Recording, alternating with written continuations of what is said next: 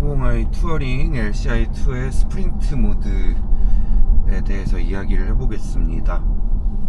저도 뭐 이런 게 있나 했었는데, 옛날에는 그 M3 G80 M3 처음에 나왔을 때 요 패들 쉬프트, 다운 쉬프트 패드를 길게 당기면 이제 가능한 가장 낮은 단수로 다운 쉬프트를 해주는 기능이 있다 라는 게 BMW MD비전에서 만든 동영상에 나왔었습니다. 그걸 왜 장점으로 막 어필을 했었냐면, 이제 F80, F82에서 듀얼 클러치 트랜스미션을 쓰다가 G바디로 넘어오면서 토크 컨버터 방식의 ZF8단을 쓰니까 말들이 많았었거든요. 이거 뭐 변속 속도가 너무 느린 거 아니냐 막 이러고 말들이 많았었는데, 근데 이제 그때 ZF의 장점으로 꼽았던 게 스키핑, 그러니까 기어를 2단 이상 한꺼번에 바꾸는 걸 고려하면 훨씬 ZF가 빠르다 라고 홍보를 하면서 그 기능에 대해서 막 홍보를 했었습니다. 그러니까 듀얼 클러치 같은 경우는 이제 하나가 물고 있고 그 다음으로 갈 애가 다음에 거에 가서 기다리고 있다가 물고, 뭐 그런 식으로 해가지고 변속 속도가 빠르고, 그리고 클러치가 딱 이렇게 미트된 방식이기 때문에 직결감이 있고. 그런데 이제 토크 컨버터는 하나니까 그렇지가 않아서 소리 같냐 그랬었었는데요. 근데 이제 실제로 타보니까 뭐 다운시프트는 느리다는 생각 전혀 안 되고요. 업시프트가 이제 수치상으로는 듀얼 클러치보다 조금 느리기는 한데, 근데 뭐 사용상에서 느껴지거나 서킷에서도 그런 부분은 거의 없었습니다. 그냥 변속이 너무 매끄럽다, 그래서 뭔가 감성이 없다, 뭐 이런 게 사실상 더 큰 단점이었었는데요. 근데 그거는 이제 몇 번의 펌웨어 업데이트를 거치면서 BMW가 해결을 했죠. 진짜 해결을 한 건 아니고, 어차피 성능상의 이슈가 아니라 감성의 이슈라면 감성으로 해결해 주겠어 뭐 이런 거였는지는 모르겠지만, 업시프트 뱅이라든지 변속할 때 이렇게 변속 충격을 인위적으로 조금씩 넣어준다든지 뭐 그런 방식을 썼습니다. 이게 성능상 뭔가 달라지는 건 아니고 그냥 느낌만 달라지는 그런 거를 준 거죠. 배기도 마찬가지고, 이렇게 빠바바바방 하는 것도 좀 다 가짜 배기고 그렇습니다. 아이고야, 왜 저러는 거야. 아무튼 근데 이제 이번에 X1 M35i랑 보니까 뭐 부스트 모드라는 게 생겼어요. 여기 다운시프트 패들에 부스트라는 게 적혀 있고, 부스트 모드라는 게 생겨가지고 이거 옛날 그냥 M3 때 이거 땡기면은 바뀌는 거 아니야? 라고 했는데 보니까 이거 뭐야, 그냥 다운시프트가 되는 게 아니고 드라이브 모드가 바뀌네. 업시프트 다시 땡기면 제가 방금 이피션트 모드를 놓고 있었거든요. 그래서 이제 이피션트 모드를 놓고 있다가 이 계기판을 보시면 이게 스포트, 이게 컴포트, 이게 이피션트예요. 그래서 이피션트는 약간 하늘색 톤, 그리고 컴포트는 여러가지 색깔이 다 들어가가지고 왼쪽에 있는 속도 게이지는 파란 톤, 오른쪽에 있는 RPM 게이지는 빨간 톤. 이래서 요거는 M3색이죠. 그리고 배경은 남색 이래가지고 하늘색, 남색, 보라색이라고 해야 돼, 남색이라고 해야 돼, 빨간색 다 쓴 톤이고, 그리고 스포트를 누르면 양쪽 게이지가 전부 다 약간 오렌지 계열, 빨간 계열, 뭐 이 BMW 기준으로 하면 이거 사키로 오렌지 정도 되는 색상으로 이렇게 표현을 해놓은 걸로, 이렇게 드라이브 모드랑 이 계기판이 연동이 되게, 그리고 헤드업 디스플레이 지금 안 보이시겠지만 연동이 되게 해놨는데, 분명히 지금 에코 모드거든요. 근데 땡기면 여기 바뀌지는 않아요. 이거 그냥 에코인데 여기가 바뀝니다. 땡기면 다시 조용해지고. 그래서 여기서 이거를 땡기면 이렇게 됐다가 풀려요. 이렇게 악셀을 안 밟거나 당겨놓고 악셀을 안 밟거나 이러면 풀립니다. 이피션트에서 마이너스 패드를 쭉 당기니까 스포트 플러스로 갔어요. 근데 다시 플러스를 당기니까 갔다가 당기면 이피션트로 가죠. 그래서 이거 편하네 생각을 하다가 이제 그 다음에 또 생각을 해본 게, 그러면 이 마이너스 패드는 스포트나 스포트 플러스로 보내주는 것 같은데 그냥 다운시프트만 하는 게 아니고 플러스 패드는 이피션트로 보내주는 건가? 아니면은 뭐 어디로 보내주는 거지? 그런 생각이 들었습니다. 그래서 스포트로 넣어봤어요. 스포트로 놓고 스포트 인디비주얼 구성은 댐핑이랑 스티어링은 스포트인데 구동장치는 컴포트로 해놨어요. 이러면은 조용하거든요. 그냥 서스펜션이랑 이것만 딱딱해지고. 그래서 이렇게 놓고 그 다음에 당겨봤습니다.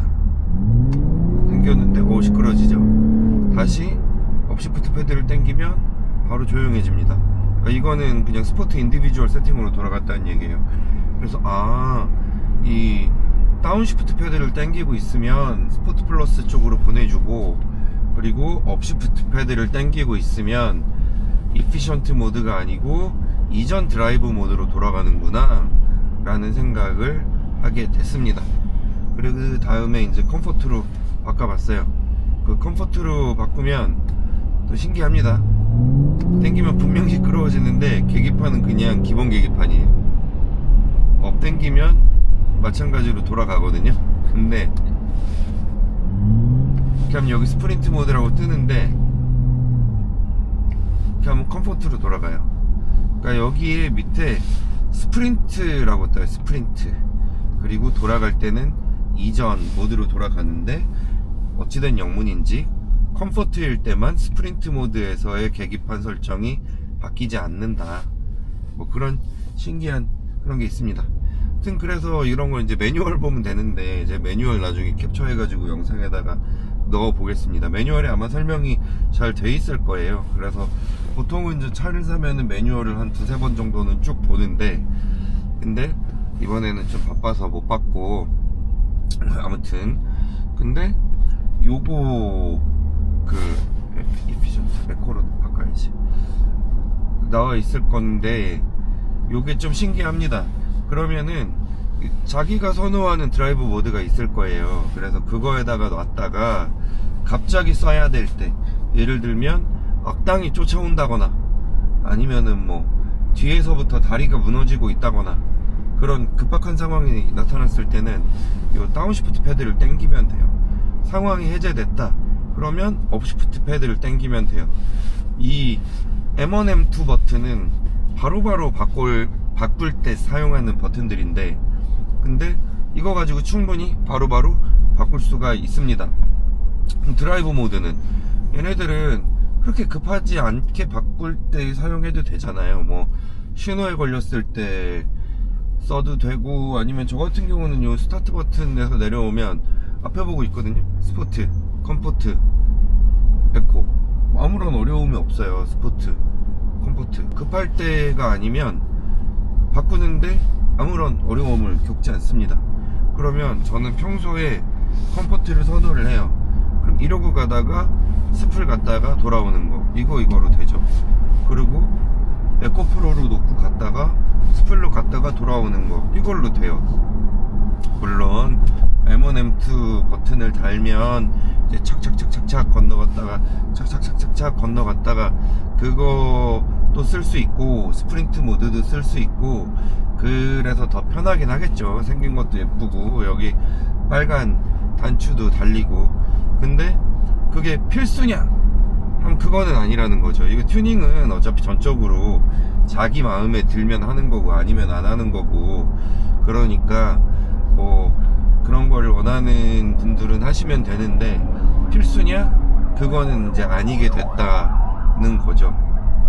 그래서 이 예전에는 그냥 다운시프트를 당기면 모드가 바뀌는 거는 아니고 그냥 다운시프트를 해서 더 높은 RPM에 더 높은 토크를 쓸 수 있게 바뀌는 뭐 그 정도였다고 하면, 그러면 지금은 아예 이 구동계 드라이브 모드 자체가 바뀐다, 모드가 바뀌는 것과 비슷한 효과이다.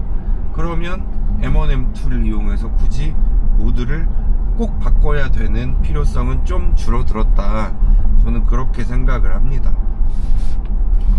그래서 이제 M1, M2 버튼이 필요하냐 안 하냐, 이거는 개인의 취향에 달려있는 문제이고, 필수냐, 필수라는 거는 뭐 좀 진짜 꼭 써야 됩니다 뭐 이런 거잖아요. 필수냐라고 물어보면 절대 아니다 라고 저는 생각합니다. M1, M2 버튼을 꼭 달아야 되는가, M 트랙 뷰 모드를 꼭 써야 되는가, 뭐 많이들 달아가지고 쓰고 계세요. 그리고 이제 그 두 개의 기능은 뭐 대부분은 제가 경기장에서 타는 M3에 원래 있는 기능이죠. 원래 있는 기능인데, 근데 뭐 많이들 일반 모델들 타시는 분들이 이제 많이들 장착을 하고 계십니다. 근데 LCI2를 써보니까 이게 안 필요할 수도 있겠다는 생각이 드는 거예요. M1, M2 여기에 있습니다. 엄지손가락 있는데 깜깜해서 잘 안 보이겠지만, 그 여기 M1을 누르면은 M모델은 M1으로 설정해 놓은, 사전에 설정해 놓은 설정으로 들어가고, M2를 누르면은 글로 들어가요. 그리고 같은 버튼을 연달아 누르면 원래 모드로 돌아가고. 근데 뭐 거기에 빡센 모드를 보통 설정을 해 놓죠. 왜냐면 기본 모드가 되게 그 느린 모드니까. 근데 일반 모델들은 여기에 있단 말이죠, 드라이브 모드가. 그래서 컴포트로 바꾸고 스포트로 바꾸려면 이렇게 해야 돼요. 그래서 이거 찾기가 힘들다, 그래서 이거를 이제 모듈을 달아가지고 해결을 하시죠. 뭐 저도 근데 이제 생긴 것 때문에라도 달아볼까 하는 생각을 안 해본 것도 아니고, 그리고 여기 빨간색 버튼이 있으면 예쁩니다. 그리고 어떻게 동작하는지 좀 찾아보니까 이걸 누르면 이제 뭐 드라이브 모드에서 이쪽으로 이렇게 가고, 이쪽 걸 누르면 이쪽으로 가고, 그렇게 됩니다. 근데 이거는 원래 M에 달려있는 단추랑 달라요. 근데 모양이 M1, M에 달려있는 거랑 똑같아요. 여기 있는 게 편해가지고 그렇기는 하지만, 어쨌건 분명한 거는 M에 달려있는 단추랑 동작하는 방식 자체가 다르다는 겁니다. 사용하는 목적도 다르고. 그러면은 이거는 M1, M2 왜 헷갈리게 M1, M2로 했지? 그냥 드라이브 모드 버튼이라고 하면 되는 거 아닌가? M에 달려있는 단추를 여기다가 달고 싶은 거고, 근데 걔를 어디다가 쓸지 생각을 해보다가 드라이브 모드를 바꿨으면 좋겠다 라고 생각을 했거나, 아니면 드라이브 모드가 여기 있는 게 불편한데 얘를 어디다가 옮기면 좋을까 핸들에다가, 그래? 그러면 여기다가 옮기면 되겠네, 이렇게 해도 뭐 되겠죠. 되는 건데, M1, M2 버튼에다가 드라이브 모드를 이식을 한 거는 원래 BMW M에 있는 버튼의 디자인을 쓰고 싶기도 하고, 그리고 그게 다른 것도 아니고 BMW에서 가장 빠른 차량들이라는 M에 달려있는 거기 때문에 여기다가 다는 거죠. 그러니까 뭐 사람마다 다르겠죠. 누구는 30-40%, 저 택시는 후진을 한다. 누구는, 이야 멋있네. 누구는 30-40%, 누구는 70-80% 정도는 기능적으로, 이게 목적으로 쓰는 거겠지만, 적게 잡아서 20-30%, 뭐 높게 잡으면 70-80%. 어떤 분들은 이거 M1, M2 버튼 살리지도 않고 이 커버 바꾸면서 그냥 버튼만 다는 분들도 계시더라고요. 디자인의 성격이 무시할 수 없을 정도이다.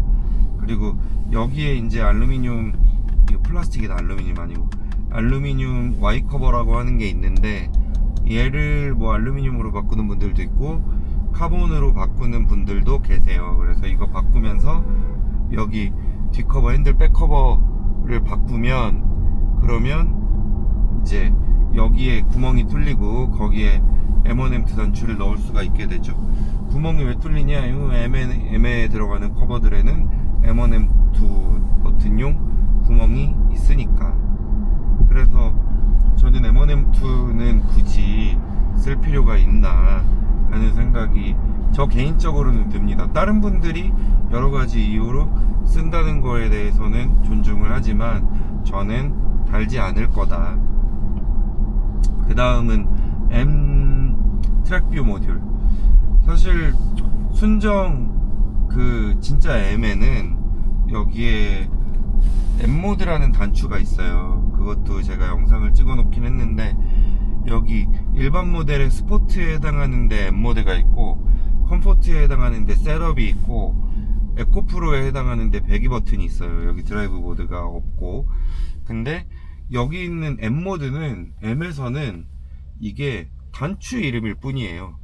M모드라는 디스플레이 메뉴는 없습니다. 디스플레이 모드는 없어요. 그냥 M모드는 디스플레이 모드를 바꾸기 위한 버튼 이름입니다. 그리고 그런 기능을 이제 M트랙뷰라고 하죠. 그리고 걔는 M 드라이버 프로페셔널인가 하는 패키지에 포함이 되어 있어요. 이걸 누르면 로드, 스포트, 트랙 세 가지 디스플레이 모드가 진짜 M에는 있고요.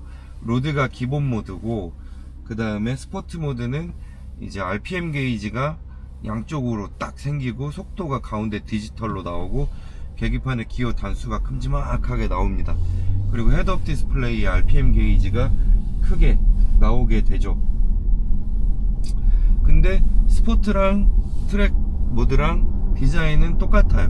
뭐가 다르냐, 이게 로드 모드로 하면은 여기 ID7 때 여기 있던 그 동그란 연두색 불이 켜져 있는 단추가 주행 보조 장치, 주행 보조 및 안전 장치 그 버튼인데, 그게 이제 다 켜진 상태가 되고, 스포트에서는 그걸 인디비주얼로 묶어 가지고 세팅을 할 수가 있어요. 그럼 주황색 불이 되거든요. 그럼 일부 기능을 끌 수가 있고, 트랙 모드로 들어가면 그 기능이 다 꺼져요. 왜냐면은 트랙에서는 이거보다 더 가까운 거리에서 다른 차를 쫓아가기도 하는데 전방 추돌 경고가 뜨면 안 되잖아요. 그러니까 안전장치 같은 거를 다 끕니다.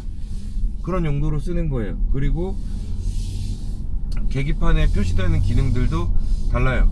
근데 M트랙뷰 모듈을 끼우면 일부 없던 기능들이 살려지기도 하고, 그냥 진짜 M들이랑 계기판 디자인도 비슷해지기도 하고, 근데 그게 드라이브 모드랑 연동이 된다는 것 같아요.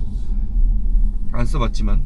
근데 뭐 스포트 모드에서 꼭 스포트 디스플레이를 써야 되냐, 그건 아니거든요. 그 자동 변속을 할 때에는 RPM 게이지가 굳이 필요가 없다는 게 제 생각이고요.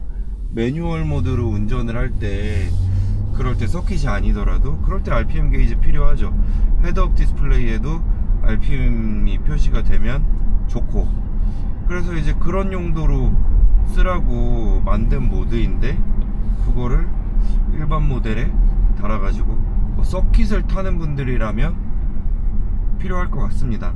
근데 그렇지 않으면 굳이.